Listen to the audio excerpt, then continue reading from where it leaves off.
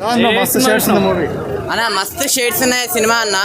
Cinema అయితే వేరే level ఉందన్న. చాలా అంటే చాలా బాగా నచ్చింది నాకు. అంటే మన లైఫ్ ప్రతి ఒక్కరి లైఫ్లో అరే నువ్వు ఇది చేయలేవు ఇది చేయలేవు ఇది చేయలేవు అని ప్రతి ఒక్కరు అంటూనే ఉంటారు కదా. సో సేమ్ అలాంటి టైప్ అన్న మూవీ కూడా. అంటే మనలో మనం కనెక్ట్ అవ్వచ్చు అన్న హీరోని చూసుకుంటూ. అంత బాగుంది. హీరో అంటే అభినవ్ అన్న. అంటే ఇప్పుడు ఇన్ని సినిమాలు కామెడీ రోల్లో చూసాం కదా, అదంతా కాదన్న. అంటే హీరో మెటీరియల్ అన్న. అంటే ఎమోషన్ కూడా మంచి క్యారీ చేసిందన్న. సెకండ్ హాఫ్లో ఒక దగ్గర ఏడిపించేసి కూడా చూస్తే బాధ వేసింది. సో అంత మంచిగా ఉంది సినిమా. స్టోరీ కూడా చాలా అంటే చాలా బాగుందన్న. అంటే నువ్వు చేయలేవు అని అప్పటి నుంచి అరే ఏం చేసావురా అని అలా చేసుకెళ్ళిపోయింది అన్న. ఎండింగ్లో క్లైమాక్స్ చాలా బాగుందన్న. ఒక మంచి family sentiment, family emotion story అన్న. ఒక మంచి మెసేజ్ ఉంది మూవీలో. ఇంకా అలియానా విలన్ కూడా చాలా అంటే చాలా బాగా చేసిందన్న.